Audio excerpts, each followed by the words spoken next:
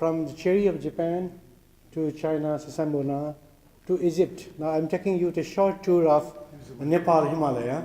So I'm talking about the wood plant diversity and traditional practices in Nepal Himalaya.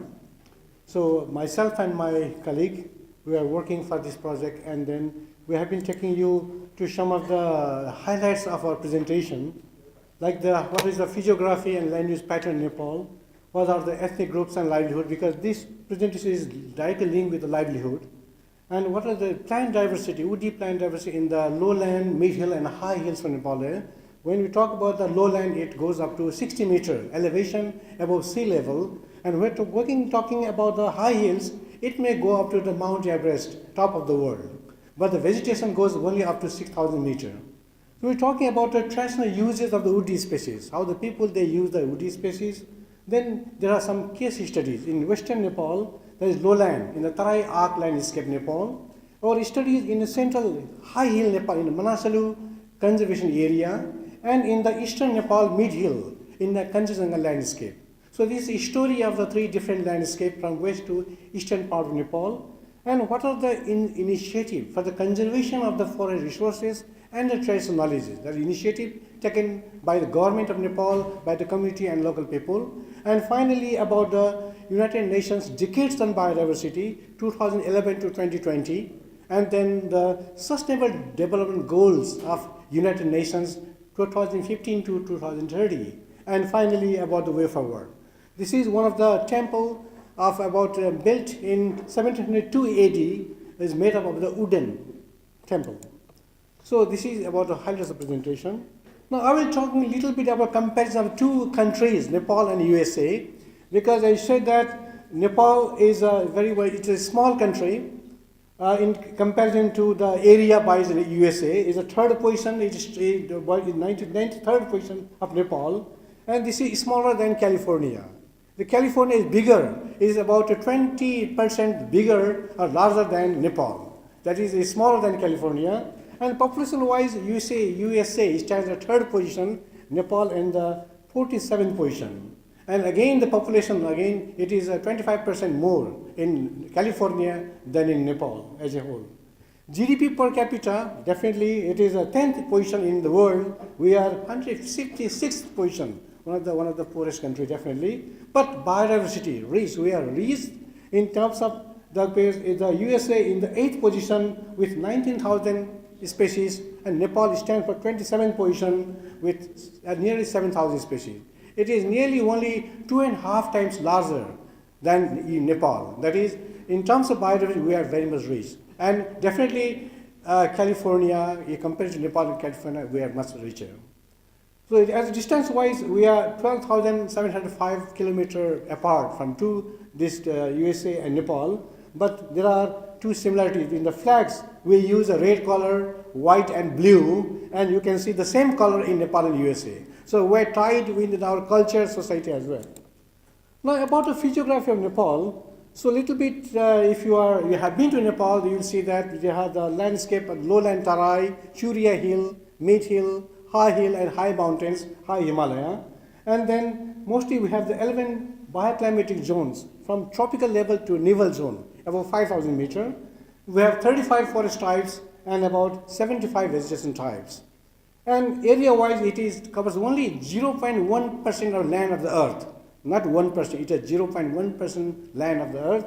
And elevation-wise, I told you that 60-meter elevation in the eastern Nepal, Keshana, to the top of the world. And if you look at the physiographic zones region-wise, lowland 14%, Shivaliks 12%, high hill, high Himalaya 30%, and the inner valleys, arid zone 24%, and mid-hill about 20%. So this is the distribution of land use in Nepal. If you look at the land use pattern here, again we have forest cover 29%. If you cover forest and shrub, it is about 44%. Now government Nepal has declared that we have nearly 44% of the forest if we include trees and shrubs. And otherwise we have shrubs and degraded land, degraded forest 11%, grassland 12%, agricultural land 21%, barren land 7%, water bodies just 2%, and then other category are 18%. This is the type of land use pattern in Nepal. About the ethnic groups and linguistic diversity, being a small country, we have nearly 125 castes and ethnic groups. This is amazing, being a small country. And so these are some of the Brahmin, Kshatris are the larger group. But in ethnic groups, Magar, Tharu, Tamang, Newar, they dominate in the lowland to high hills of Nepal. Same way in the linguistic diversity, these Tharu, Tamang, Newari, Nepali, these are the things, these people are talking in the ethnic groups. So we are really rich in the ethnic groups, linguistic diversity, that is from lowland to high hills. If we talk about the physiography and ethnicity, in the high hills, above 2,500 meters, the settlements are there up to 4,000 meters. And the people they live is the Sherpa community. Most of you know about mountaineers. They belong to the Sherpa ethnic groups. And then in the mid-hill, in between 1,000 to 2,500 meters, the Limbu people are very much dominant. Limbu, Rai, Magar are there. And then in the lowland Tarai, below 1,000 meters, the people like Tharu community are very popular. So last time we had been to that different area of Nepal, especially for documentary film for the World Wood Day 2016. So Tharus are the most dominant people over there. If you talk about the vegetation pattern in Nepal, then there's from tropical to Nival zone, you will see different types of forests, different types of the indigenous tree species. So I will show you some glimpses of the tree resources in the lowland to high hills. But if you look at the J.D.A. Stanton's book, Forest of Nepal, published in 1972 by Oxford Press, it is probably one of the most popular books in Nepal, that is about Forest Nepal, although published in 1972, long time back. So look, going to the tropical zone, about 60 meter to 1,000 meter, these are the top 10 species, which are most popular tree species. It is by the livelihood, local people. They prefer to use these species for different purposes. For timber, firewood, for fodder, food plants, for the resins, and for the fiber.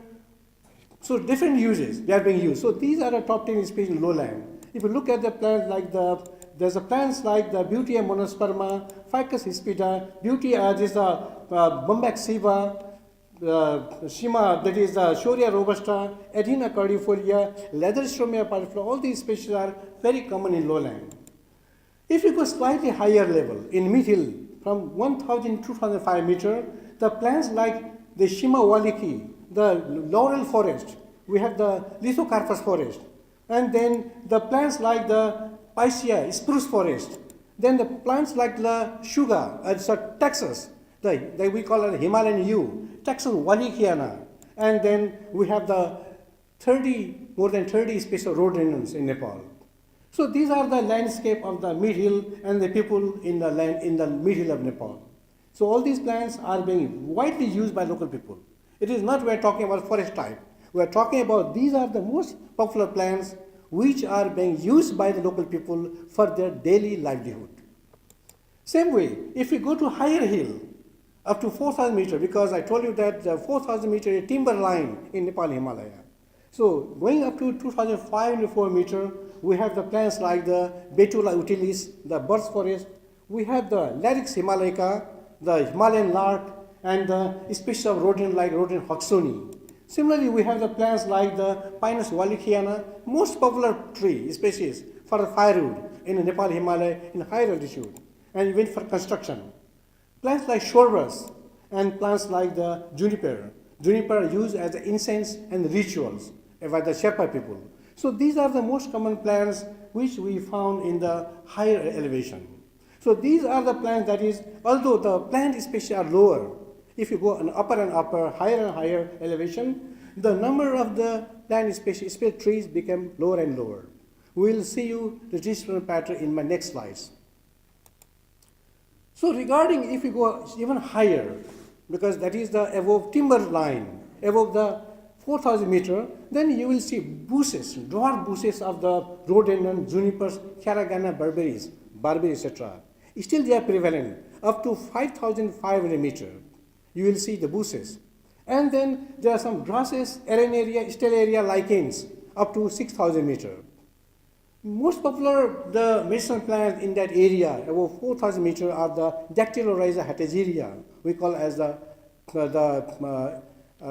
Pachauli is the most popular medicinal plant, threatened species, and the other one is the caterpillar fungus, or we call it sometimes Chinese caterpillar fungus, is the Ophiocordis sinensis, is one of the most popular medicinal plant in the higher elevation, which grows in only 4 countries, including Nepal and China.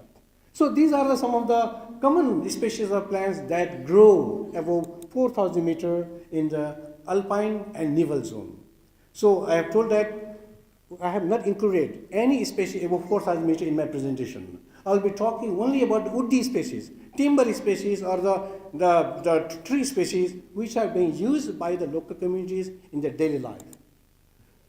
So if you look at some of the, what are the tries to use the wood materials over here? Starting from the timber, if you look at this house in upper Manaslu region, is everything inside the house you will see the timber used made up of Abies spectabilis. That is the plant being widely used, and the forest of the Abies spectabilis now they are decreasing rapidly due to the construction of house in high altitude. Similarly, some of the firewood species, that is any type of woody species are being used for the firewood, and due to the lack of the gases, lack of the kerosene, electricity in the remote areas, in higher elevation, people are used to use the firewood, whatever the species available, they are being used for cooking purpose. That is one of the most threatened issues for the biodiversity conservation. The plants are being used for household appliances. This is a local coal, oil pressing machine used in the lowland area. The musical instruments are being used by wood. We have seen many examples in Egypt and other cases as well. So this is a plant made of the Sapium insigne, we call hero plant. This is one of the member belong to the family, the Euphorbiaceae, that is being used for the musical instrument like charangi. Similarly, medicine. That is most of the medicinal plant in the tree species are being used not for timber and not for firewood. It is for 3 purposes. One for the medicine, other one for the food, and third one is the fodder. So people, they believe that when you are talking about the trees, they are used for timber and firewood. No, that's not true. In Nepal, they are being used, number 1 use is medicine. I will show you the data later on.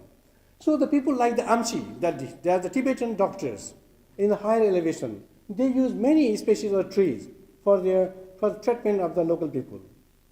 Similarly, the fiber plants, many fiber trees, especially are being used to make the fiber. The food, there are hundreds of species of food trees which are being used by local people either as a dietary or as a nutrition or only as a substitute of the food.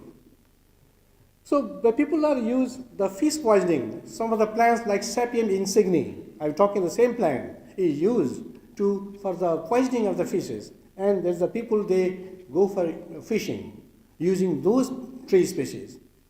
Same way the wooden bridge, it is very common in the higher elevation that due to the lack of infrastructure in the remote areas, people, they prepare such wooden bridges. And they are made up of mostly of the taxus, Abies pinus, because they are very much durable, very hardy species. So it is very serious thing for us that very important plants like taxus, Abies, and Pinus wallichiana are being used to make the bridges. So these are the people, they are surviving with the use of the tree species in the different parts of Nepal from lowland to high elevation. Now I will show you some of the figures. These are we have carried out a study in the lowland from 100 to 1,000 meter, same of the mid hill 1,000 to 2,500 meter, and 2,500 to 4,000 meter. So in 3 different regions, in the Tarai Arc landscape in the western Nepal, mid hill in the Manaslu country area, and the eastern Nepal Kanchenjunga landscape. What we found that you can see most of the tree species, there are 100 species. We have selected 100 most popular species in the lowland, 100 most popular species in the mid hill, and 48 species in the high hills. Because I already told you that in the high hill, the number of species going decrease. So altogether, we have selected 248 species which are being used by local community for livelihood. We have seen that most of the plants are used for medicine and then followed by food and fodder. You can see the number: timber, firewood, fiber, very few. Only selective species are being used for the other purpose.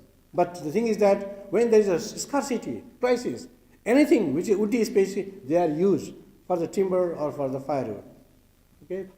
So next one is about the use categories. Most of the tree species are used for either one purpose or two purposes, maximum two purposes. But there are some species which are used for 3, 4, 5, up to 6 purposes. We call it multi-purpose trees. So people, they would prefer to grow the plants which are multi-purpose value. If the plant provides timber, if the plant provides fodder, if the plant provides food, then they would love to plant such trees. So these are use categories in 3 different regions: West, Central, and Forest region. About the medicinal plant species, what we have seen that what are the plant parts that's mostly used by the local people for the tree species. What we found that it is the bark, and another part is the fruit, not the leaves and root, because in most of the herbaceous plants, the most used plant is either the entire plant, the only roots, or the leaves. But in case of the trees, it is not the case. They are used mostly the bark and the fruit. Then only the leaf in the third position like that. Then latex, flower, and the other parts are also being used. So this shows that in all 3 regions, lowland, mid-hill, and high hill, the trend is more or less similar, because the people prefer to use the bark as most of the preferred plant parts for the medicinal purpose. Now this is one of the graph by our colleague. It shows that what is the relation between the elevation gradient and the species richness.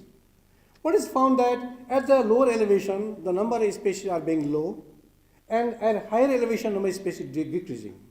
They about 2,500 meter, or they can say 2,200 to 3,000 meter is the optimum the landscape where you can see most number of species.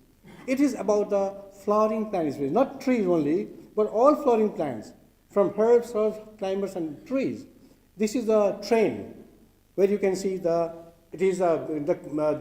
number of species being decreased in the higher elevation. If you see in our case, what we found that in the lowland, about below 1,000 meters, the trend is that more or less the number of species is not so, you can see a sharp decrease. Slightly decreasing, going up above the higher elevation, you will see number of valuable species. And please don't keep in mind that this is not about a diversity of species. It's about the use of species, woody species which are being used. So the number of species is slightly decreasing if you go in a higher elevation. If you're in the mid-hill, the trend is slightly different because the mid-hill, they are more or less similar. So number of species, we have studied 100 species, the occurrence is more or less similar. Not so a sharp decline, not so a rise in the number of species. But if you go to the higher hill, above 2,005 meters, that's the real, that curve, you can see the real curve. That is, the number of species decrease sharply, and nearly about 4,000 meters above the timber line, the number of species will be too low. And some of the remnants we will see above up to 4,300 meters. We have noticed that the trees are still, they are found at about 4,300 meters. Mostly it is 4,000 meters is the timber line. So this is how the number of species going to decrease in the higher elevation.